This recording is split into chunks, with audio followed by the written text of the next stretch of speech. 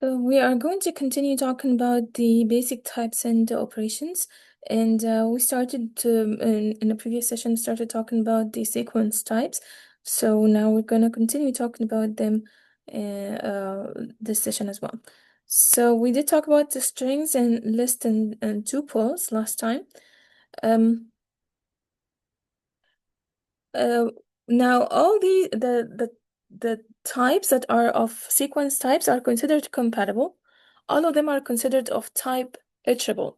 Okay, so you can convert between them. Now, as you can see here, you can convert a string to a list. It's just like we converted between and a string.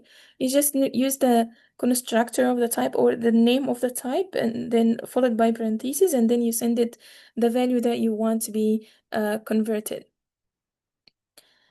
Um, like here, we're sending a string to the list so that the output is a list with the elements of the string separated by comma. So a list of strings, uh, every character is a string on its own and separated by commas. Now we need to be careful because converting a list back to a string is not going to be the same. So whenever you try to convert anything to a string, it just surrounds it with quotes. Okay, so you see, if I take back this list and convert it back to a string, it's not gonna give me the same thing. It will just surround it with quotes, including the square brackets. Let's try it out. Uh, so here I'm gonna define. So I want a list out of the string ABC. Okay, so I'm just gonna give it a name so that I can use it later. So I'll call it my list. And then if I try to print it, then it just takes letter by letter and put it in a string on its own, and it creates a list based on that. Now, if I try to create a string out of this list, it's not gonna give me back the same or the original string. So I'm gonna do that here. Now you see how it surrounded it with quotes. Now there are quotes inside, but in Python you can use double quotes instead of single quotes. So it's not the same thing that we started with. Now you just have to be careful with that. Now converting between tuples and lists should be easy. So if I have a list, okay, so I can turn a list into a tuple. So if I have a list of 1, 2, 3 like this, it should be the same. So if I try to take it back and turn it into a list,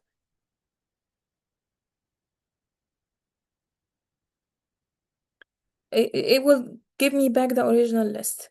But this is not the same with a string. So if I want to turn the string into a tuple, same way, it will just create a new tuple with each of the elements of the string or each of the characters of the string is a string on its own. But if I try to convert it back, so if I try to take that and then convert it back to a string, it's not going to give me the original string. Oh, sorry. All right. It will just surround it with quotes. Okay, and it becomes meaningless. Yeah, I mean it doesn't get interpreted inside the quotes anymore. All right. Now, if I want the original list back or the original string back from the list, I can call a function called join. So there is a function called join. This function is a function in a string, and it applies on the separator. So if you have the separator, if I want the list to have the elements of the list concatenated together but separated by space, I can do like this, like a space. Yeah, so I start with a space, the separator. So space, and then dot join, and then I give it the list. So the list that I want is my list. All right. Now, if I want the original list back, or the original string back, the original string was not separated by spaces. So I can use the empty space as a separator, and then I say join, and I give it my list. That would give me the original string back. All right. Now, if I want something else, not like want them to be separated by underscores, I start with the underscores as string, and then I call the method called join, and then I give it the list. It will give me the elements of the list concatenated but separated by underscores. All right. Now we have the remaining sequence type that we have in Python is called the range. Now, as you can see here, the range, we can call it and give it one value, and if we just call it with one value, this value is the stopping value, and it's not the stopping value is not included in the range, so that generates a range starting from 0 until right before this value. Okay, so if I say r equal range of 10, which means I expect to have the range to have values from 0 by default to right before 10, so it's 9. Also, we can control the step if we want, but if we just use this form of the constructor or of the creation of the range, we are using the default for the starting point, which is 0, and the increment or the step, which is 1. Okay, so we start at 0, and then we keep incrementing 1 every time until right before the stopping value here. All right. So I can do that here. Let's create a range. Let's say r equal range of 10. So that should create a range that contains every value starting from 0. So I can check if 0 is in the range by using the n operation, and that should give me true. Now in the middle there should be so it should be 0, 1, 2, 3 until 9. All right, but is 10 included? No, it should be false. Okay, now what if I want to print it? I want to see the entire range. Like if I say R like this, it will not show me the entire range. It will just show me the configuration. Why is that? Let's see. Now there is something called lazy evaluation versus eager evaluation. So some objects are evaluated using the lazy evaluation, and then some objects are using eager evaluation. So most of the objects are eager evaluation. So once it is encountered, once the interpreter goes to the line where the object is created, it evaluates it right away or generates it right away. Okay. But if we talk about lazy evaluation, means that we create the object, but the object is just waiting to be used. So if we have something like range, the values within that range are not really generated until you try to use them. Okay, so once you create the object, it doesn't generate the values. It doesn't evaluate the values or generate the values. So why is this? It's just to save the memory. Now, when you work with big data science projects or machine learning projects, you work with like a large amount of data, right? So saving memory is very important for that.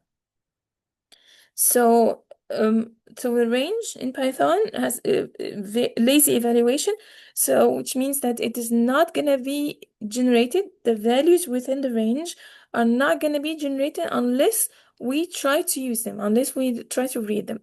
So one way to try to read them is to convert them to a list or a tuple. So if you create the range and you want to see all the values within it, convert it to a list. In that case, it will evaluate all the range, all the values. Now, if you try to convert it to a string, it's just surrounded with quotes and it's not going to give you what you want. Okay, so let's try this out. So let's say I want to see all the values in the R, the range R. Now, when I tried to print it like this, it didn't give me anything. So I need to convert it to a list like this in order for all the values within the range to be generated. So now I can see there's the values from 0 to 9. Now, if I try to convert it to a string, it will just surround it with quotes, and it just becomes like it doesn't have any, it doesn't get interrupted when it's a string like this. Okay. Now let's try out the other ways that we can create a range is by creating by using the start and the step. If we don't want to use the default start and default step, we can do that by calling the constructor or like the range function with specifying three values. Now you can see, if you remember, we talked about this in the class. If we see a square brackets in the description of a syntax, it means that this part is optional. So if I don't want to specify the start or the stop, I can just send one value. If I send two values, it means the first value has to be the start and the second value is the stop. And then optionally, I can add a step as well. Okay, so let's try this out. So here, I'm gonna create a odd values or odd range. I'll call the range, and then I want to start. Let's say I start from 1. I don't want to start from 0, and I will end right before 10 as well. But I'm gonna have a 2-point step, 2 increment. The increment is 2. Okay, so now I want to see it. I can just say list of odd value. Now I can see that it is going skipping 1 step, so skipping 2 points every step, and it also stops right before 9. So let's say right before 10. Like, what if I wanna generate the even values? Okay, so I'm gonna say range 0 to 10, and also give me only even value, so skip 2 every time. So I'm gonna turn it to a list in order to see it. So I think I misspelled it. So in values. All right. Now I can use the operations. Most of the operations that apply generally on a sequence are any sequence also apply on the range. So let's, for example, try to see the length. So the length of the even values, or the length of R. All right, and we've seen the apply of the n and the not n works the same. Not every operation here works on the range. I'll let you figure out which ones don't work. So I encourage you to try them out and see how does it look like when you apply these operations on the range.